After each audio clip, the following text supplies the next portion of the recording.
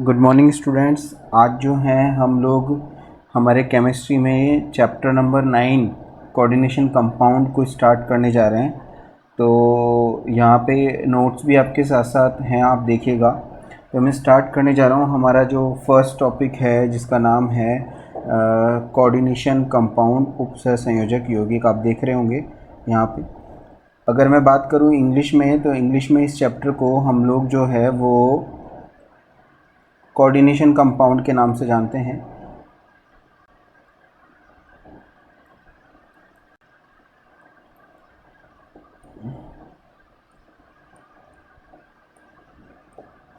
Coordination compound. अभी मैं आप लोगों से इस चैप्टर के बारे में थोड़ा सा ब्रीफली जो है वो डिस्कशन करने स्टार्ट करने जा रहा हूँ, और चाहूँगा कि आप लोग इन सब चीज़ों को देखें और समझें कि ये सब चीज़ें क्या है, कैसे हैं। देखिए, मैं सबसे पहले आप लोगों से बात करूंगा कि इस चैप्टर का ये नाम क्यों रखा गया है और ये कहाँ से स्टार्ट हुआ है। तो देखिए, एक जनरल चीज़ है जो हम लोग सुनते हैं, आज तक देखते आए हैं। सबसे पहले मैं बात करूंगा सहसंयोजक यौगिक। सहसंयोजक यौगिक यानी इसको हम बोलते हैं कोवेलेंट कंपाउंड। कोवेलेंट कंपाउंड, सहसंयोजक यौगिक। अब इसके बारे में देखिए, डेफिनेशन देखिए। जब दो या दो से अधिक परमाणु अपने एक एक इलेक्ट्रॉन का साझा करके किसी बंध का निर्माण करते हैं, तो इस प्रकार बनने वाले बंध को सहसंयोजक बंध तथा वह यौगिक सहसंयोजक यौगिक कहलाता है। होप सो डेफिनेशन क्लियर है। ये हम लोगों ने 11th क्लास में भी पढ़ा है। सहसंयोजक यौगिक क्या होते हैं? जब दो से अधिक परमाणु अपने एक एक इलेक्ट्रॉन का साझा करके किसी बंध का निर्माण करते हैं, तो इस प्रकार बनने वाले बंध को सहसंयोजक बंध तथा वह यौगिक सहसंयोजक यौगिक कहलाता है। ये हमारी डेफिनेशन हो गई सहसंयोजक यौगिक की। अब मैं इसको डिफाइन करने के लिए एक एग्जांपल आप लोगों के सामने यहाँ ऑलरेडी गिवन है, बट मैं यहाँ बताने जा रहा हूँ। तो आप लोग देखिएगा कि किस तरीके से हम लोग, हमारा कोवेलेंट कंपाउंड किस तरीके से बनता है। यहाँ एक एग्जांपल ले रहा हूँ, H, हाइड्रोजन। आप लोग जानते हैं हाइड्रोजन का जो परमाणु क्रमांक होता है 1, और इसका इलेक्ट्रॉनिक विन्यास होता है 1s1। तो इस तरीके से हम देख पा रहे हैं कि हाइड्रोजन के आउटर शेल यानी बाह्यतम कोश में एक इलेक्ट्रॉन होता है हमारे पास। Clear guys? ये है हाइड्रोजन जिसके बाह्यतम कोश में हमारे पास एक इलेक्ट्रॉन है। अब मैं दूसरे कंपाउंड की बात करता हूँ जिसका नाम है क्लोरीन। देखिएगा बच्चों, क्लोरीन जिसका परमाणु क्रमांक है 17। हम जानते हैं 1s2, 2s2, 2p6, 3s2 और 3p5। यहाँ देखेंगे बाह्यतम कोश में इसके 7 इलेक्ट्रॉन आप लोगों को दिख रहे हैं। कितने इलेक्ट्रॉन हैं? 7। तो अगर मैं क्लोरीन को यहाँ पे बनाता हूँ गाइज, तो मैं 7 इलेक्ट्रॉन बनाता हूँ। 1, 2, 3, 4, 5, 6 और 7। अब हाइड्रोजन को अपना बाह्यतम कोश आउटर शेल कंप्लीट करने के लिए 1 इलेक्ट्रॉन की आवश्यकता है। क्लोरीन को अपना आउटर शेल कंप्लीट करने के लिए 1 इलेक्ट्रॉन की आवश्यकता है। दोनों अपनी आवश्यकताओं को पूरा करने के लिए एक बॉन्ड बना लेंगे, दोनों आपस में साझा कर लेंगे। देखिएगा यहाँ पे मैं आपको फिगर बना के दिखा रहा हूँ। क्या हाइड्रोजन अगर क्लोरीन के 1 इलेक्ट्रॉन को ले लेता है, साझा कर लेता है, तो क्या इसका बाह्यतम कोश पूरा हो रहा है? हो रहा है। इसको 2 इलेक्ट्रॉन चाहिए, 1 और 2, 2 इलेक्ट्रॉन हो रहे हैं। अगर मैं क्लोरीन को अपना बाह्यतम कोश पूरा करने के लिए 8 इलेक्ट्रॉनों की आवश्यकता है। यहाँ पे मैं देख पा रहा हूँ क्लोरीन के आउटर शेल में भी 8, इसके पास 2 इलेक्ट्रॉन, इसके पास 8 इलेक्ट्रॉन। तो यहाँ पे एक चीज़ हमारे पास क्लियर हो चुकी है कि जब 2 या 2 से अधिक, यहाँ पे मैंने सिर्फ 2 एटम्स लेके बनाए। अगर आप CCl4 का एग्जाम्पल लेके देखते हैं तो वहाँ पे आप लोग देख पाते हैं कि वहाँ टोटल क्लोरीन के चारों तरफ, कार्बन के चारों तरफ 4 क्लोरीन परमाणु सहसंयोजक बंध बनाकर उससे जुड़े होते हैं। तो 2 या 2 से अधिक परमाणु जब अपने एक एक इलेक्ट्रॉन का साझा करके, बराबर पार्टनरशिप जो है वो दोनों की बराबर होगी, एक एक इलेक्ट्रॉन का साझा करके, ज़रूरी नहीं है सहसंयोजक बंध बनने में एक एक ही इलेक्ट्रॉन 2-2 का भी कर सकते हैं, 3-3 का भी कर सकते हैं। लाइक हम O2 का एग्जाम्पल लेते हैं तो दोनों ऑक्सीजन परमाणु डबल बॉन्ड के साथ जुड़ते हैं। इस सिचुएशन में ये भी सहसंयोजक बंध ही है। तो जब दो परमाणु बराबर साझेदारी करके जब किसी बंध का निर्माण करते हैं तो इस प्रकार बनने वाला बंध हमारा कौन सा बंध कहलाता है? सहसंयोजक बंध। देखिएगा, इस प्रकार बनने वाला बंध हमारा क्या बंध कहलाएगा? सहसंयोजक बंध। और इस प्रकार बनने वाले यौगिक को हम लोग क्या बोलते हैं? देखिएगा, सहसंयोजक यौगिक। उम्मीद है आप लोगों को ये डेफिनेशन क्लियर है। क्या ये कंसेप्ट जो मैंने एग्जाम्पल आप लोगों को इधर बताया उससे क्लियर है? ठीक है, तो यहाँ पे हम लोगों ने पहले डिटेल जानी कि सहसंयोजक यौगिक किसे कहते हैं। ये एग्जाम्पल हो गया, एक एग्जाम्पल HCl और एक एग्जाम्पल H2O पर बेस्ड मैंने आप लोगों को बता दिया। यहाँ पे जो बॉन्ड बन रहे हैं क्योंकि बराबर साझेदारी से बन रहे हैं तो ये सहसंयोजक बंध होगा। ठीक है, अब हमारा चैप्टर का नाम है उपसहसंयोजक यौगिक। तो मैं हमारे टॉपिक पे चल रहा हूँ, उपसहसंयोजक यौगिक किसे कहते हैं। देखिएगा, इसकी डेफिनेशन को भी मैं चाहूँगा थोड़ा ध्यान से समझें। देखिएगा, जब कोई एक ही परमाणु अपने पास उपस्थित एकाकी इलेक्ट्रॉन युग्म को किसी दूसरे परमाणु को दान करके कोई बंध बनाता है तो इस प्रकार बनने वाले बंध को उपसहसंयोजक बंध तथा उस यौगिक को उपसहसंयोजक यौगिक कहते हैं। फिर से डेफिनेशन को समझिएगा, यहाँ पे मैं आप लोगों को बताना चाह रहा हूँ डेफिनेशन जो है वो क्या है। तो गाइस देखिए, उपसहसंयोजक, जब कोई परमाणु, एक ही परमाणु अपने पास उपस्थित अतिरिक्त एकाकी इलेक्ट्रॉन युग्म को किसी दूसरे परमाणु को दान करके कोई बंध बनाता है तो इस प्रकार बनने वाला बंध उपसहसंयोजक बंध तथा इस प्रकार बनने वाला यौगिक उपसहसंयोजक यौगिक कहलाता है। यहाँ पे कुछ बातें हैं जिनकी तरफ मैं आपका ध्यान लेकर जाना चाहता हूँ और उम्मीद करूँगा आप उन बातों को अच्छे से समझेंगे। एक बात तो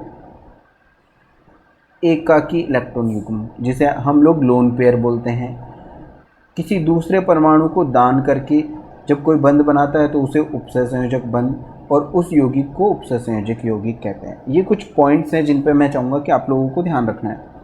मैंने यहाँ पे बोला है गाइस, कोई एक परमाणु अपने एकाकी इलेक्ट्रॉन युग्म, इस वर्ड को ध्यान रखिएगा, इसको हम लोग केमिस्ट्री की भाषा में लोन पेयर बोलते हैं, जो कि 11th से आप लोग सीखते जा रहे हैं। अपने लोन पेयर को किसी दूसरे परमाणु को दान करके जब कोई बंध बनाएगा तो इस प्रकार बनने वाले बंध को उपसहसंयोजक बंध और उस यौगिक को उपसहसंयोजक यौगिक कहते हैं। देखिए, यहाँ नीचे एक एग्जाम्पल है, इस एग्जाम्पल को लेके मैं इस बात को आप लोगों को डिफाइन करना चाहूँगा। यहाँ पे एक परमाणु A है, दिख रहा है ये A, इसके ऊपर जो 2 डॉट्स हैं, 2 बिंदियाँ आपको नज़र आ रही है, 2 बिंदु नज़र आ रहे हैं, ये लोन पेयर को डिनोट करता है। यही है हमारा लोन पेयर। ठीक है गाइज, ये हमारा लोन पेयर है और ये कोई दूसरा परमाणु B है, अदर एटम। अब A, चूँकि इसके पास लोन पेयर है, A अपने लोन पेयर को B को दान कर रहा है और उसके साथ एक बंध बना रहा है। देखिएगा, पिछली बार जो बॉन्ड मैंने बनाया वो एक नॉर्मल सीधी लाइन थी और इस बार जो बॉन्ड यहाँ दिख रहा है, आपको हो सकता है थोड़ा कम दिख रहा हो, ये जो बॉन्ड आप लोगों को दिख रहा है ये तीर के निशान से डिनोट हो रहा है। तो उपसहसंयोजक बंध हमेशा तीर के निशान के द्वारा दर्शाया जाता है। ये बात आगे मेंशन है, अभी आपको पता चल जाएगा। और जिसके पास लोन पेयर होगा वो परमाणु डोनर, दाता परमाणु कहलाता है और जो परमाणु लोन पेयर को ग्रहण करता है, लेता है, उसे हम गेनर, ग्राही परमाणु बोलते हैं। और इस प्रकार से जो बॉन्ड बनता है उसको हम लोग उपसहसंयोजक बॉन्ड बोलते हैं। देखिए, यहाँ पे मैंने बताया हुआ है लोन पेयर, इसी को हम लोग एकाकी इलेक्ट्रॉन युग्म बोलते हैं। और ये लोन पेयर के बारे में एक बात है, ये कभी भी बंध निर्माण में सहायक नहीं होते हैं। जो लोन पेयर जो होते हैं ये बॉन्ड फॉर्मेशन में इनका पार्टिसिपेशन नहीं होता है। इस बात को हम लोग आगे देखिए, जैसे अमोनिया है, आप लोगों ने देखा होगा जब हम लोग अमोनिया बनाते हैं तो अमोनिया में नाइट्रोजन के पास एक लोन पेयर होता है। आपने जल, वाटर, H2O में ऑक्सीजन के पास 2 लोन पेयर अवेलेबल होते हैं। तो ये वो एग्जाम्पल हैं, ये ऐसे यौगिक हैं जिनमें एक परमाणु ऐसा होता है जिसके पास कम से कम एक लोन पेयर होता है, जिसे वो डोनेट करके उपसहसंयोजक बंध बना सकते हैं। तो देखिए, यहाँ पे उम्मीद करता हूँ उपसहसंयोजक बंध के बारे में आप लोगों को समझ में आया होगा। मैं इसको थोड़ा सा और यहाँ पे एक एग्जाम्पल लेकर या जो प्रीवियस एग्जाम्पल है उसको और अच्छे से डिफ़ाइन करने की कोशिश कर रहा हूँ आप लोगों के सामने। देखिएगा, मैंने बोला एक परमाणु ऐसा होगा जिसके पास एक लोन पेयर होगा और दूसरा परमाणु ऐसा होगा जिसके पास कोई लोन पेयर नहीं होगा। तो जो लोन पेयर रखता है वो डोनर होता है, डोनर बोले तो दाता, और जो उस लोन पेयर को लेता है उसे बोलते हैं गेनर, गेनर बोलते हैं ग्राही। उम्मीद करता हूँ समझ में आ रहा होगा। अब ये जो ए है ये अपने इस लोन पेयर को बी को इस तरीके से डोनेट करेगा। और यहाँ पे जो ये एरो मैंने बनाया है, देखिए प्रीवियस में मैंने बनाया ए बॉन्ड बी, तो इसको बोलेंगे सहसंयोजक,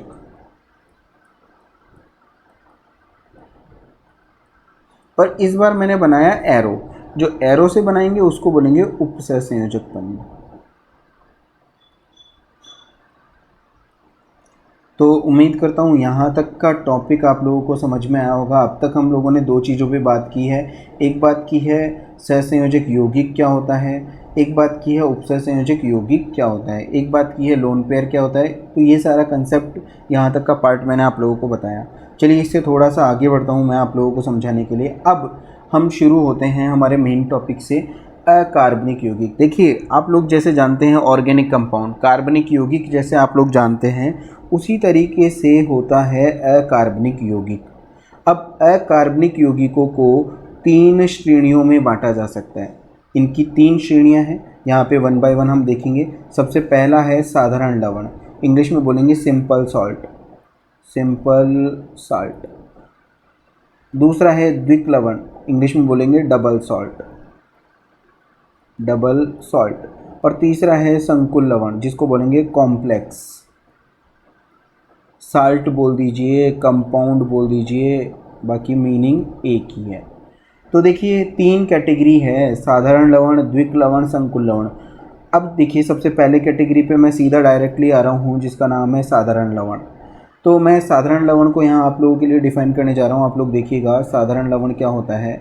साधारण लवण ऐसे यौगिक या ऐसे लवण जो अपनी विलयन अवस्था में विघटित होकर, आयनित होकर एक धनायन और एक ऋणायन, यहाँ पे मैं स्पेशली बोलना चाहूँगा एक धनायन और एक ऋणायन देते हैं। ये वर्ड काफ़ी इंपॉर्टेंट है। एक धनायन और एक ऋणायन देते हैं साधारण लवण कहलाते हैं। इट मीन्स इस जो साधारण लवण होंगे, साधारण यौगिक जो होंगे, वे विलयन अवस्था में टूटकर एक धनायन और एक ऋणायन, यानी दोनों का अगर रेशो देखा जाएगा धनायन और ऋणायन का, तो वो रेशो 1:1 आता है। ये बात इंपॉर्टेंट है। दोनों का रेशो जो आएगा, पॉजिटिव रेशो नेगेटिव आयंस का जो रेशो आएगा वो 1:1 होगा। That is very important. दोनों का अनुपात 1:1 होता है। मैंने यहाँ पे एक एग्जांपल लिया है NaCl। देखिएगा NaCl आप लोगों के लिए काफ़ी फेमस एक साल्ट है जो कि सिंपल साल्ट की कैटेगरी में है। ये क्यों है सिंपल साल्ट? क्योंकि यहाँ पे आप इजीली देख पा रहे हो NaCl जब टूटता है, आप लोगों ने NaCl की रिएक्शन को काफ़ी देखा हुआ है। NaCl टूट के बनाता है Na++Cl-। तो आप लोग यहाँ देख पा रहे हो एक धनायन और एक ऋणायन, सोडियम धनायन और क्लोराइड ऋणायन। और अगर रेशो भी आप चेक कर रहे हो तो दोनों का रेशो क्या आता है? 1:1। तो ऐसे लवण या यौगिक जो अपनी विलयन अवस्था में पूर्ण रूप से विघटित होंगे, पूरी तरीके से विघटित हो जाएंगे, टूट जाएंगे और एक धनायन और एक ऋणायन का निर्माण करते हैं, उन्हें हम लोग क्या बोलते हैं? साधारण लवण कहते हैं। साधारण लवणों में धनायन अथवा ऋणायन का अनुपात 1:1 होता है। ये पूरा एग्जाम्पल मैंने आप लोगों के सामने यहाँ पे पिक किया है। देखिए दूसरी बात बोलूँगा मैं डबल साल्ट, द्विक लवण। द्विक लवण देखिए इसके बारे में नाम में आ रहा है द्विक। द्विक का मतलब है द्वि, एक संस्कृत का शब्द है जिसका मतलब दो होता है। ऐसे यौगिक जो 2 साधारण लवणों, मैं यहाँ पे इस वर्ड को हाईलाइट कर रहा हूँ, 2 साधारण लवणों के संयोग से बने होते हैं, द्विक लवण कहलाते हैं। अथवा इनकी क्रिस्टल अवस्था में जल भी इनके साथ जुड़ा रहता है, उपस्थित रहता है। यह द्विक लवण अपनी विलयन अवस्था में आयनित होकर धनायन व ऋणायन का परीक्षण देते हैं, अर्थात इनमें धनायन व ऋणायन का अनुपात 2:1 होता है। ये बात काफ़ी इम्पोर्टेंट है। देखिएगा इनमें जो धनायन और ऋणायन का जो अनुपात होता है वो 2:1 होता है। मतलब धनायन और ऋणायन का जो अनुपात होगा इसमें देखिएगा इसमें पॉजिटिव रेशो नेगेटिव जो आएगा वो 2:1 आएगा, यानी 2 धनायन होंगे और 1 ऋणायन होगा। ये बात याद रखिएगा, इसमें जो धनायन होंगे वो 2 होंगे और ऋणायन जो होगा वो 1 होगा। ठीक है, 2 धनायन और 1 ऋणायन होगा। मैं यहाँ पे एग्जाम्पल आप लोगों के साथ मेंशन करने जा रहा हूँ। पहला एग्जाम्पल है ferrous ammonium sulphate. Ferrous ammonium sulphate, ये हमारा पहला एग्जाम्पल जो मैं आप लोगों के सामने बताने जा रहा हूँ।